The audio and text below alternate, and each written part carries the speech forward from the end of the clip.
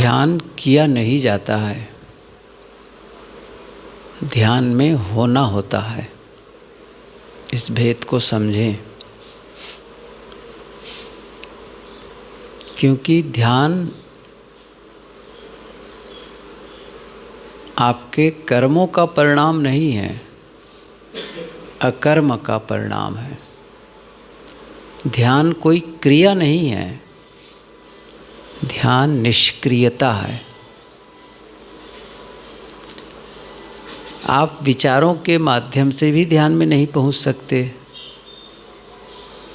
सोचते रहे ध्यान में प्रवेश नहीं होगा। निर्विचार की अवस्था है, विचार विहीनता। जिस समय कोई विचार न हो, शांत हो, वो पूर्णता है। विचार तो जोड़ते हैं, विचार ही तो संबंध बनाते हैं। आप सोचते हैं और जुड़ जाते हैं। जैसे कागज के दो पन्नों को जोड़ने वाला गोंद होता है, नदी के दो तटों को जोड़ने वाला पुल होता है, ऐसे ही जीव को जगत से जोड़ने वाला ये मन है, ये विचार है, ये राग है। इसी से जुड़ते हैं। याद नहीं होती है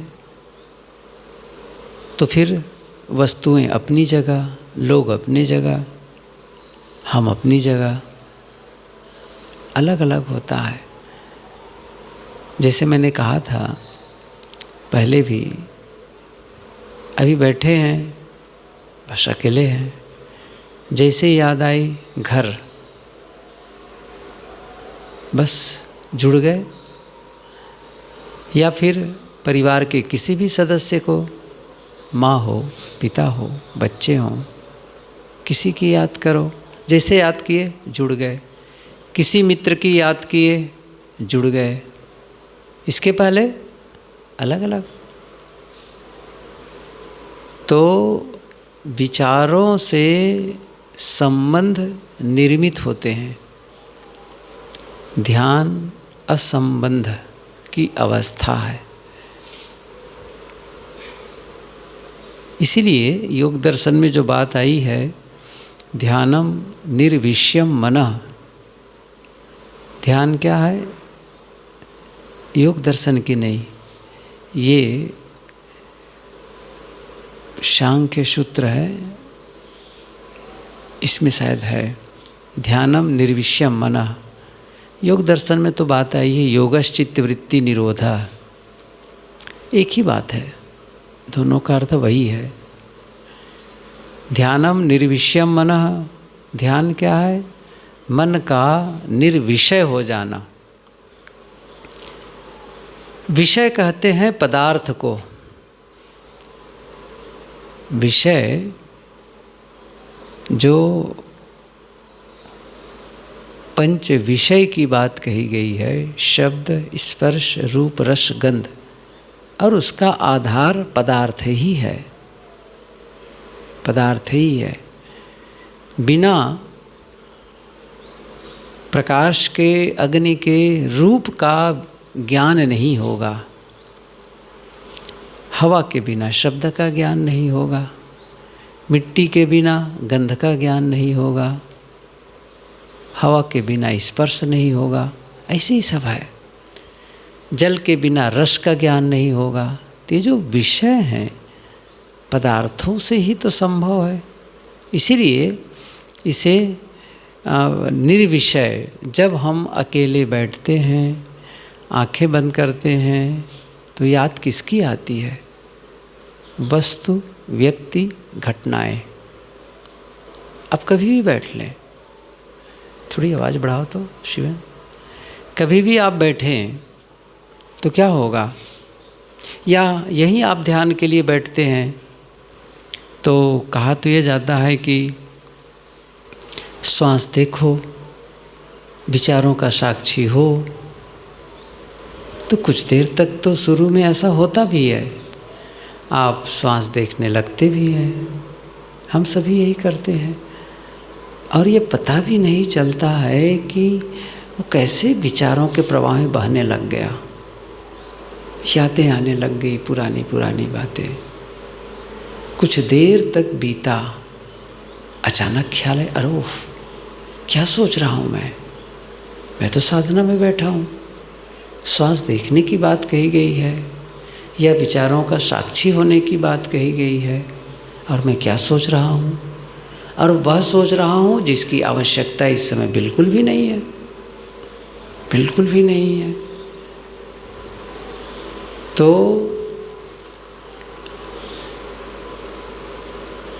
किसकी याद कर रहे थे? या तो लोगों के बारे में सोच रहे थे, या फिर वस्तुओं के बारे में, या घटनाओं के विषय में। यही सब विचार आ रहा था, शब्द के रूप में ख्याल आ रहा था, रूप के विषय में ख्याल आ रहा था। ये विषय ही तो है, निर्विषय। जैसे आप ख्याल किए, जुड़ाव हो गया, संबंध बन गया। और मैंने कहा था कि सद्गुरु विशाल देव की पंक्ति, जाहि समय कछु याद नहीं, ताहि समय दुख कौन। ज़्यादा हो गया।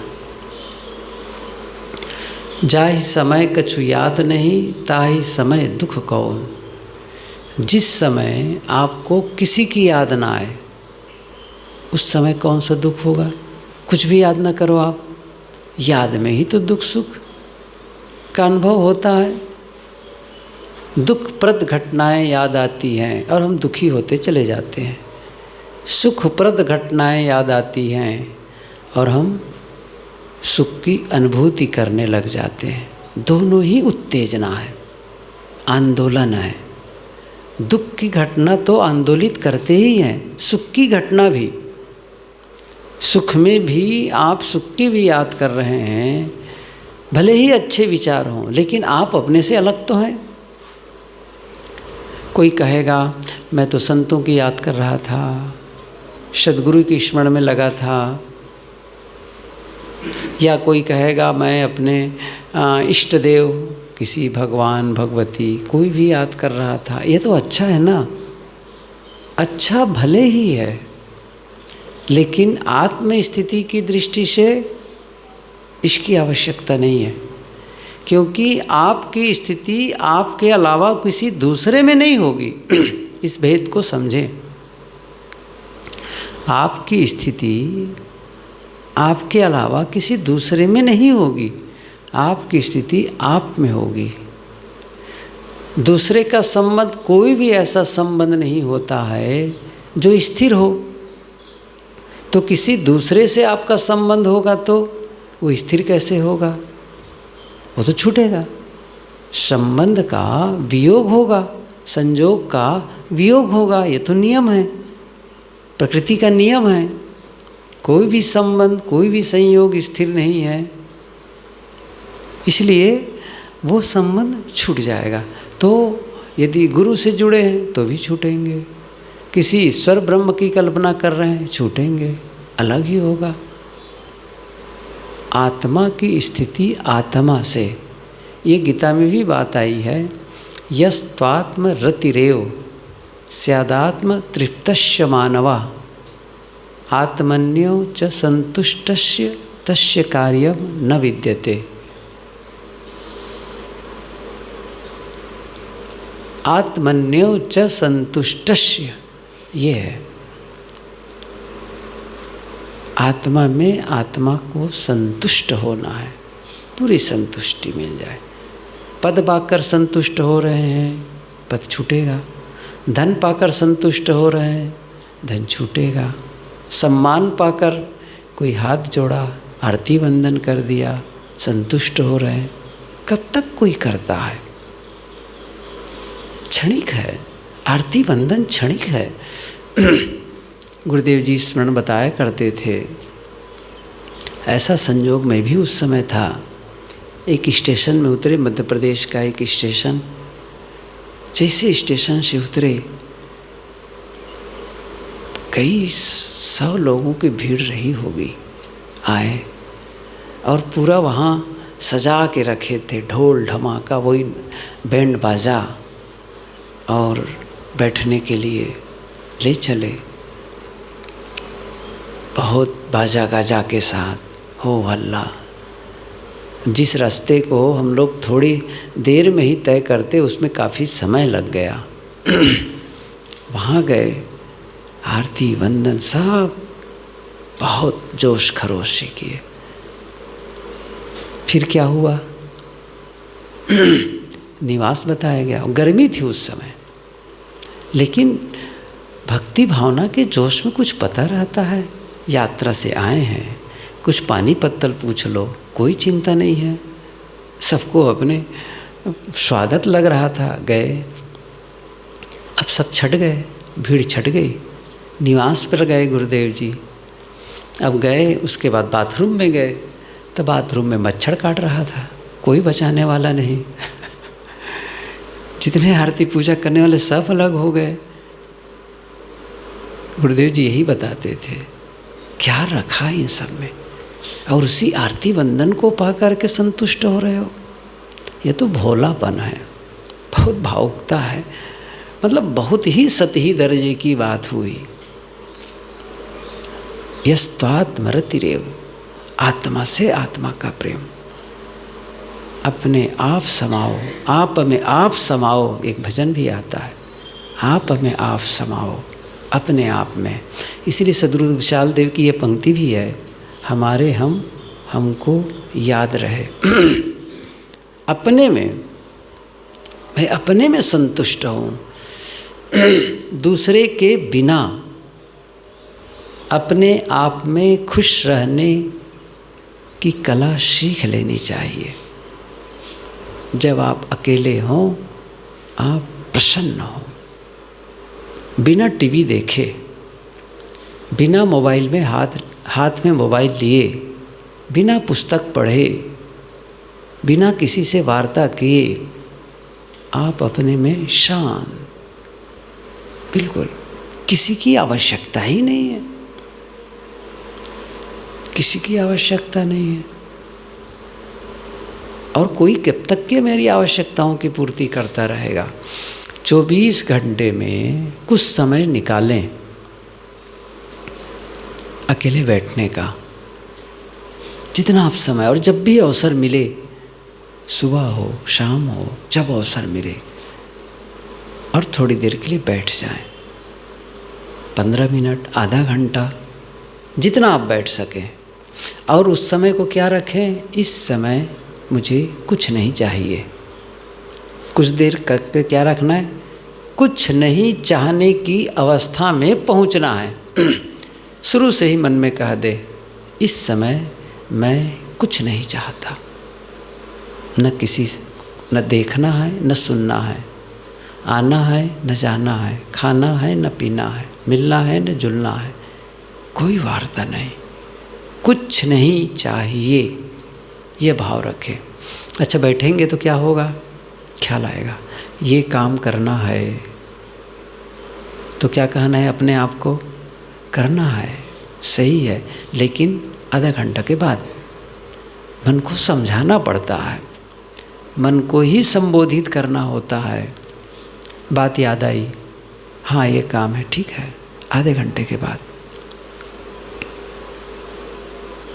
ये जलपान करना है, अच्छा ठीक है, आधे घंटे के बाद।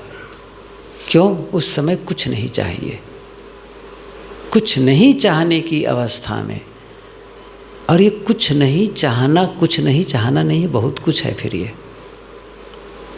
कुछ नहीं की अवस्था में पहुंचते हैं, ये बहुत कुछ है। फिर इसको न समझे कि कुछ नहीं है, ये यही सब कुछ है, यही कुछ है। कुछ मिनट के लिए भी आप इस अवस्था में पहुंचते हैं, कुछ नहीं चाहिए।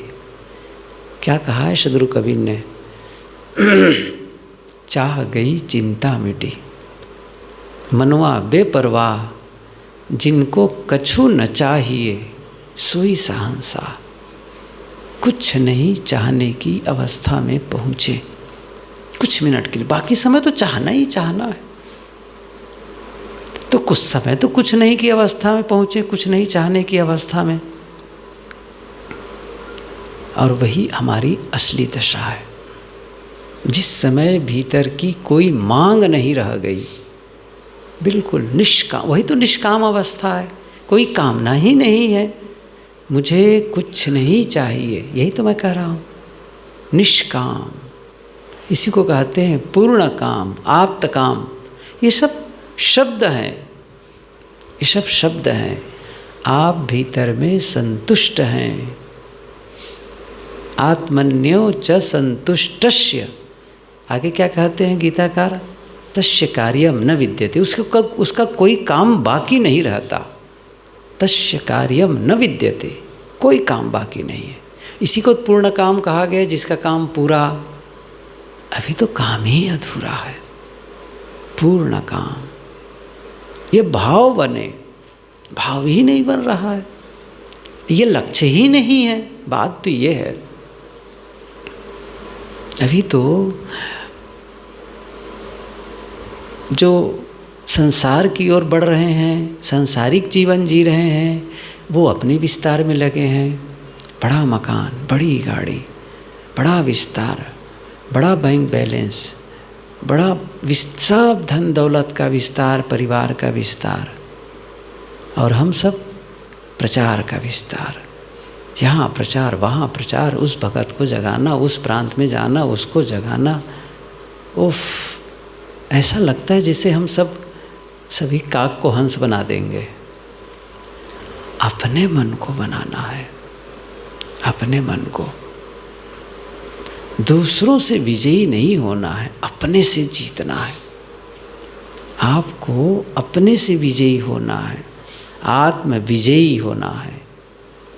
दूसरे से तुलना नहीं करनी है, कौन किसका कितना प्रचार, किसके कार्यक्रम में कितनी भीड़, किसको कितनी दक्षिणा पूजा मिल रही है। ये तो बचपना है, बालकपन है। आप और हमको देखना है पहले की मेरी दशा क्या थी, मेरी मानसिक अवस्था क्या थी। जिन घटनाओं को लेकर के मैं द्वंद्व में उलझा रहता था, मन में प्रतिक्रियाएं आया करती थी, क्या वो प्रतिक्रिया शांत हो रही है? उन्हीं घटनाओं को लेकर के मैं अब निर्विकार बन पाता हूँ, शांत रह पाता हूँ? या फिर उस उद्वेग से मैं अपने आप को कितनी जल्दी अलग कर लेता हूँ? जिन बातों को लेकर के मुझे कई दिन लग जाते थे, अब कुछ समय लगते हैं। ये स्वयं से स्वयं को ही आगे बढ़ाना है, विगत दिनों से आगे बढ़ना है, ये महत्वपूर्ण है। बाकी सब तो छूटने वाली चीज़ें हैं। जिनका छोटा प्रचार है वो भी छूटेगा, बड़ा प्रचार है वो भी छूटेगा, छोटा मठ है वो भी छूटेगा, बड़ा मठ है वो भी छूटेगा, कई शिष्य हैं वो भी छूटेंगे, कोई शिष्य नहीं है वो भी छूटेंगे। अंत में क्या रह जाता है किसी का? कुछ रह जाता है? कुछ नहीं। आप अपने में रहें, शांत रहें, निर्द्वंद रहें, न मन वाला बने। अकेले में बैठे द्वेष जग रहा है, नफरत प्रति, किसी की बात याद आई बदले का भाव जग रहा है, कैसा मन होगा? राग है, मिले बिना मन बेताब है, उनसे बात करने का है, वो कम मिलेंगे, कैसे होगा? इतनी बेताबी क्यों किसी के लिए? कुछ नहीं, मिलते हैं अच्छा है, नहीं मिलते हैं अच्छा है, बात हो गई, ना हो गई, ना हो गई, देख लिए, न देखे, न देखे। सदगुरु विशाल देव ने जो स्थिति लक्षण में बात कही है, जान जनाए देखे सुने सब मित्रन दिलहाल, हाँ नीलाप तेहि में कहाँ ज्योति है बेहाल। बहुत कमाल की ये पंक्तियाँ हैं। गुरुदेव जी प्रायः कहा करते थे, मुझे तो सारी पंक्तियाँ याद नहीं हैं, लेकिन मैंने कई बार सुना गुरुदेव जी से, जान जनाए देखे सुने सब मित्रन दिलहाल, जानना चाहते हैं, मित्र के हालचाल जानना चाहते हैं और जनाना चाहते हैं, जान जनाए, जानना चाहते हैं, जनाना चाहते हैं अपने दिल की हाल को, ऐसा है वैसा है, सब मित्रन दिल हाल। कितनी अच्छी बात साहब ने लिखी है। जान जनाए, देखे सुने, देखना चाहते हैं कैसे हैं वो, सुने सुनना चाहते हैं, जान जनाए देखे सुने, सब मित्रन दिल हाल। साहब कहते हैं हाँ नहीं लाभते ही मैं कहाँ। अच्छा जान जाओ तो कौन सा लाभ हो जाएगा, अच्छा न जानो तो कौन सी हानि हो जाएगी। जो तेही हेत बेहाल, बड़ा बेहाल बने हुए हो। सब नासमझी का परिणाम है, सब नासमझी का परिणाम है। इसलिए सही कहो तो हम समझदारी भरा जीवन जीते ही नहीं हैं, और इसी का परिणाम है दुख और अशांति। और इसी के लिए मन में शिकायत बना रहता है, अपनों से शिकायत, साथियों का शिकायत, लोगों के प्रति शिकायत। नहीं, कोई ज़रूरत नहीं है, कोई ज़रूरत नहीं है। अच्छा है, सब अच्छे हैं, सब भले हैं, अपने को भला करना है, ये सारा भाव जगता है। मैं कई बार कहा, पूरे जीवन को जब आप व्यवस्थित करते हैं तो ध्यान एक रिजल्ट है। तब आपको लगेगा मन कितना प्रसन्न है, आनंदित है, आप भीतर से खुश रहें, अंदर से आपका दिल आह्लादित रहे। आखिर जीवन को कब जिएंगे, जीवन तो बीत रहा है। एक विचारक ने लिखा, प्रमोद बत्रा, लोग कहते हैं कि जीवन बहुत छोटा है। जीवन छोटा नहीं है, हम जीने की शुरुआत ही बहुत देर से करते हैं। कहाँ की है जीने की शुरुआत, अभी तो व्यवस्था व्यवस्था व्यवस्था। गुरुदेव जी ने एक पुस्तक में, शाश्वत जीवन उनकी पुस्तक है, पारक प्रकाश में परमार्थ पथ एक स्तंभ था, आज भी है। तो उन्हीं में जो उनके लिए जो लिखते थे उसी का संकलन पहली बार 1986 में पुस्तकाकार में बाहर आई, शाश्वत जीवन। उसमें ये बात है, एक आदमी रात में बिस्तर बिछाना शुरू किया, बिछाते बिछाते बिछाते सुबह हो गई, सोने का अवसर नहीं। अगले दिन फिर बिस्तर बिछाना शुरू किया, फिर सुबह हो गई। बिस्तर बिछाते बिछाते समय बीत जाता है, विश्राम का अवसर ही नहीं मिलता है। यही बात हम लोग के लिए, व्यवस्था व्यवस्था व्यवस्था व्यवस्था करते करते जीवन बीत जाता है और व्यवस्था का उपभोग करने का अवसर ही नहीं आता है। ये सारी व्यवस्था किसके लिए है? आपके लिए है। और आप अशांत हैं, आप विश्राम नहीं कर पा रहे हैं, मन आपका एकदम धुआं बना हुआ है, हमेशा अशांत अशांत अशांत। क्या पाया? अपने को खो करके दुनिया की उपलब्धि कोई मतलब है? दुनिया की भी उपलब्धि करनी है। अच्छा मकान चाहिए, बढ़िया गाड़ी हो, बहुत अच्छी बात है, अच्छे कपड़े हों, खाने पीने की सुंदर व्यवस्था हो, बाल बच्चे अच्छे स्कूल में पढ़ें, अच्छी शिक्षा की व्यवस्था हो, कोई गलत बात नहीं है। सबका होना बहुत अच्छा है, लोगों से मेल जोल है, लोग आपको जानते हैं, प्रसिद्धि है, कोई गलत नहीं है। लेकिन आप भीतर से खाली तो नहीं है, अशांत तो नहीं है। क्या भीतर से पूर्णता का अनुभव होता है तो ही सही है, अन्यथा व्यर्थ है। इसलिए हम ध्यान रखें अपना,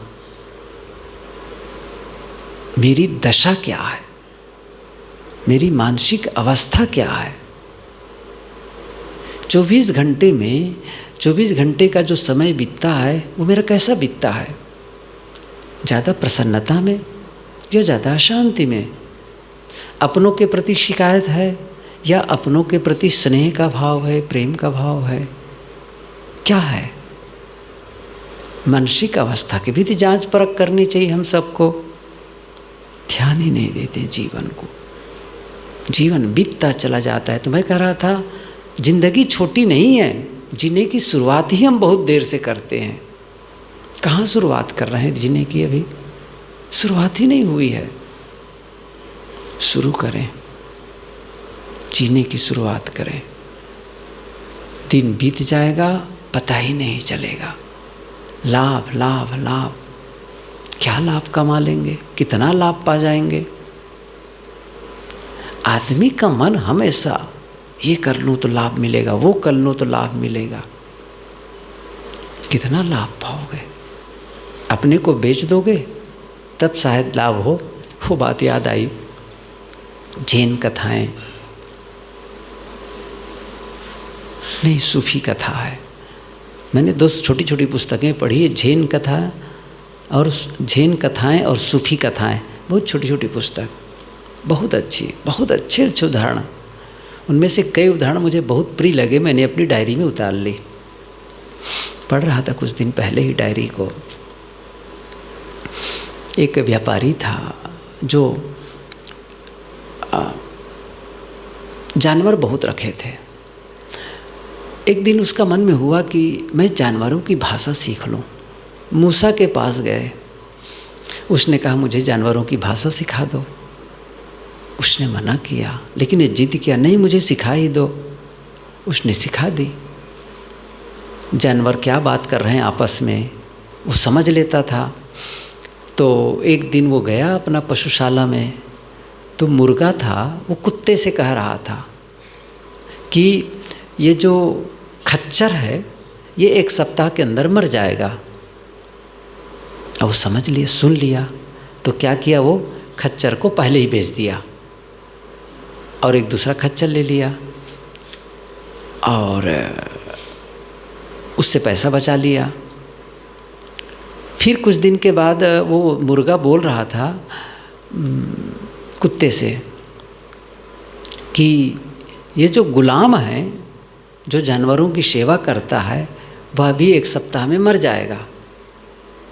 अब ये बात सुन करके, क्योंकि पहले वाली बात सच निकली थी, सही वो पुराना खच्चर मर गया था। उसने सोचा था कि यदि वो मर जाता और खच्चर खरीदता तो ज़्यादा पैसे लगते, बेच दिया, पैसा बच गया, ये लाभ हुआ। अब वो तो सुन ही लिया था, वो गुलाम को भी बेच दिया और पैसा बचा लिया। कुछ दिन के बाद क्या हुआ, वही मुर्गा कुत्ते से फिर से बोल रहा था 1 सप्ताह के अंदर हमारा मालिक मर जाएगा, हमारा मालिक मर जाएगा। अब तो जैसे सुना उसके पांव तले की धरती सरकी। वो दौड़े दौड़ा गया मूसा के पास में। अब मैं क्या करूं? मूसा ने कहा अब खुद को बेच के कितना पैसा बचाओगे? खुद को बेचो, कितना लाभ चाह रहे हो तुम? अपने को बेचो, लाभ है कुछ? ये दुनिया की चीज़ों को पा करके लाभ चाहते हो। साहब कहते कौन सा लाभ? सदगुरु विशाल देव की पंक्ति है, ताहि छोड़ कछु हानि नहीं, लाभ न कतहूँ हेर। कैसी वो पंक्ति है? हानि कैसे आए, भूल गई वो पंक्ति, पहले सब यादें थी। इसके समान कोई हानि नहीं, लाभ कहाँ है? अर्थ यदि मैं उसको सरल भाषा में कहूँ, मन की प्रसन्नता के समान कोई लाभ नहीं और मन की अप्रसन्नता के समान कोई हानि नहीं। शांत मन, इससे बड़ा कोई लाभ है? और अशांत मन, इससे बड़ी कोई हानि है? प्रसन्न मन वाला बने। और ये ऐसे नहीं हो जाएगा। कोई दुआ भभूत दे दे, कोई टोना टोटका कर ले, कोई माला फेर ले, कोई पूजा पाठ कर ले या कोई ग्रंथ का पाठ कर ले, आरती वंदन कर ले, मन प्रसन्न होगा। पूरे जीवन को शोधना पड़ता है, संवारना पड़ता है, तब जाके होता है। इसलिए हम सभी अपने जीवन के प्रति जिम्मेदार हैं। हमें ऐसा जीवन जीना है जिसके परिणाम में जीवन में शांति महसूस हो, प्रसन्नता महसूस हो, अकेले बैठे सुकून, फुलफिलमेंट, पूर्ण संतुष्ट अंदर से। और फिर ध्यान तो होगा ही, साधना की इसी का परिणाम है। ध्यान करके कोई कुछ देर के लिए हो सकता है निर्विचार की अवस्था आ जाए, लेकिन यदि जीवन को शोधा नहीं गया तो टिकेगा भी नहीं, ये भी ध्यान रखिए, वो टिकेगा नहीं। इसलिए लेकिन आपने जीवन को शोध लिया है, किसी घटना को लेकर के कुछ समय के लिए मन शांत है, तो क्या होगा? क्योंकि आपके पास में सिस्टम है, आप फिर से ठीक कर लेंगे उस चीज़ को। किसी ने बहुत सुंदर बात कही, ये विषय तो अलग है। जो धन कमाना नहीं जानता वो धन बचाना भी नहीं जानता।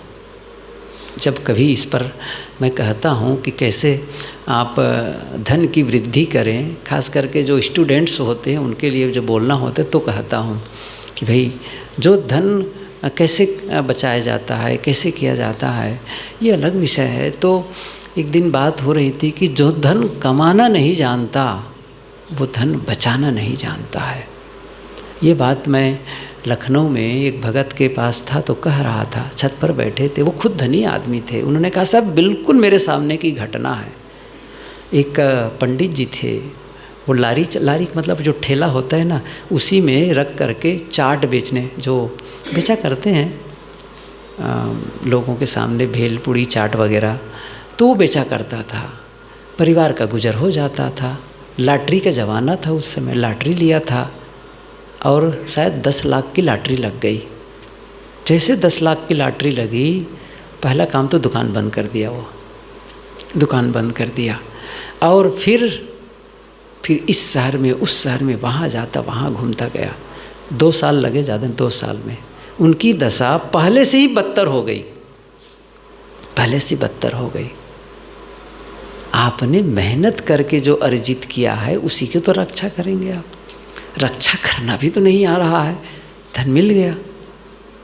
एक बात और कि आप का उद्देश्य क्या है, जो आप चाहते हैं उसका मिलना बड़ी बात नहीं है, उसका मिलना बड़ी बात नहीं है, बल्कि उसके पाने में आपने जो बना ये महत्वपूर्ण है।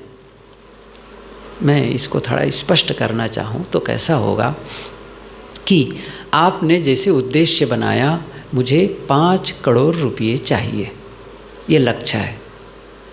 तो आप उस लक्ष्य को पाने में आपने जो मेहनत की है, आपने जो अपने आप में परिवर्तन लाया है, जो स्किल डेवलपमेंट किया है, जो भी गुण अर्जित किया है, और उसके आधार पर आपने 5 करोड़ अर्जित किया है, तो वो 5 करोड़ का मिलना महत्वपूर्ण नहीं है। महत्वपूर्ण है उस 5 करोड़ के पाने में जो आप बन गए, ये महत्वपूर्ण है। क्यों? कोई आपको 5 करोड़ वैसे भी दे दे, मान लो, हो सकता है कोई विल लिख दे, आपको धन मिल जाए कहीं से, तो 5 करोड़ तो मिल गए, उद्देश्य की पूर्ति हो गई। लेकिन कभी वो खो जाएगा, फिर से नहीं पाएंगे आप, फिर से नहीं पाएंगे। लेकिन आपने स्वयं से उसको अर्जित किया है और उसमें 5 करोड़ पा गए हैं आप, तो क्या होगा? यदि कहीं खो गया, चूँकि आपके पास में ये शक्ति अर्जित कर ली है उसको पाने की, तो आप फिर से प्राप्त कर लेंगे, फिर से प्राप्त कर लेंगे। मैं यही कहना चाहता हूँ, आपने उस अवस्था में पहुँचने के लिए अपने आप को जो परिवर्तित किया है, यदि किसी कारण से, किसी घटना से मन कुछ समय के लिए विचलित हो गया है, तो आप फिर से शांति की अवस्था में पहुँच सकते हैं।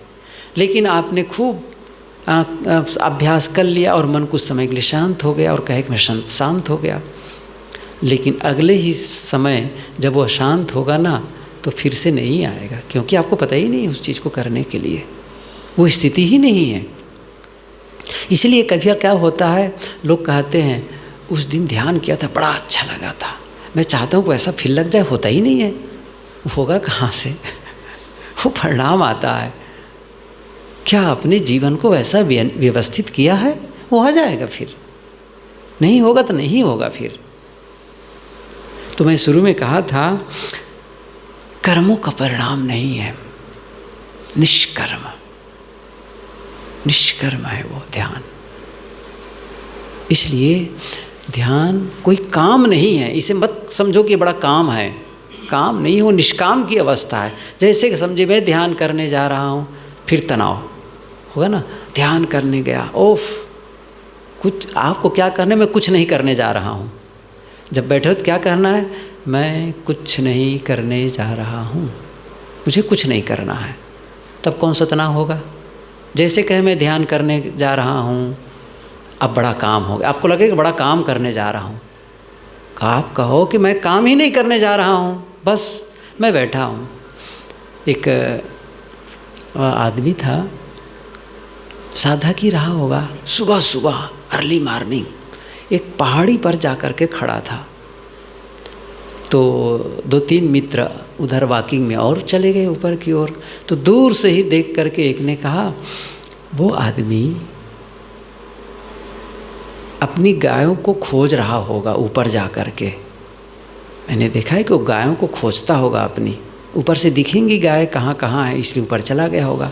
दूसरे ने कहा नहीं, उनको देख करके नहीं लगता कुछ खोज रहा है, वो किसी की प्रतीक्षा कर रहा है, इंतज़ार में खड़ा है। तीसरे ने कहा नहीं, न वो किसी को खोज रहा है, न कुछ खोज रहा है, न किसी की प्रतीक्षा कर रहा है, वो प्रभु चिंतन में लीन है। तीनों सहमत नहीं हुए, पहुंच गए। और तीनों में से एक ने कहा, क्या आप अपनी गायों को खोज रहे हैं? उसने कहा नहीं। अच्छा, तो क्या आप किसी की प्रतीक्षा में खड़े हैं? उसने कहा नहीं। तीसरे ने कहा, क्या आप प्रभु के चिंतन में लीन हैं? उसने कहा नहीं। तो तीनों ने कहा, फिर आप कर क्या रहे हैं? उसने ने कहा कि मैं कुछ नहीं, बस मैं खड़ा हूँ, आई एम जस्ट स्टैंडिंग, मैं बस हूँ, मैं बस हूँ। ये बात है, मैं होता हूँ बस, न मैं खोज रहा हूँ, मैं कुछ नहीं कर रहा हूँ, बस हूँ। ऐसे ही ध्यान में बस हूँ मैं, बस कुछ नहीं। देखो इस अवस्था को, होना, बीइंग, आपका होना बेहद, आई एम जस्ट एक्जिस्टिंग, मैं बस हूँ, उस अवस्थाएं पहुँचे। आए थोड़ी साधना करें, मैं बस हूँ, थोड़ी देर के लिए, बहुत थोड़े समय के लिए, मैं बस हूँ, कुछ नहीं, अपने में हूँ मैं बस।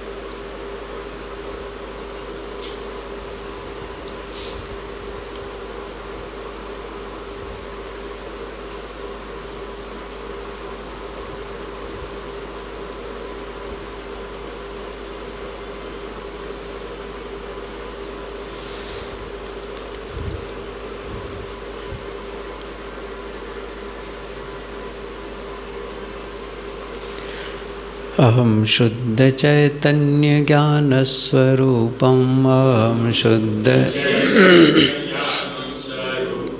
अजराहम अमराहम अखंडम अनूपम अजराहम अमराहम अखंडम अनूपम अहम शुद्ध चैतन्य ज्ञान स्वरूपम अहम शुद्ध चैतन्य ज्ञान स्वरूपम अजराहम अमराहम अखंडम अनूपम अजराहम अमराहम अखंडम अनूपम अहम शुद्ध चैतन्य ज्ञान स्वरूपम अहम शुद्ध चैतन्य ज्ञान स्वरूपम अजराहम अमराहम अखंडम अनूपम अजराहम अमराहम अखंडम अनूपम अहम शुद्ध चैतन्य ज्ञान स्वरूपम अहम शुद्ध चैतन्य ज्ञान स्वरूपम अजराहम अमराहम अखंडम अनूपम अजराहम अमराहम अखंडम अनूपम।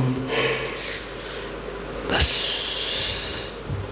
आज सुपर संडे है इसलिए ज़्यादा कहा, क्योंकि विगत दिनों में थोड़ी देर तक चर्चा होती थी, थोड़ा सा ध्यान करते थे।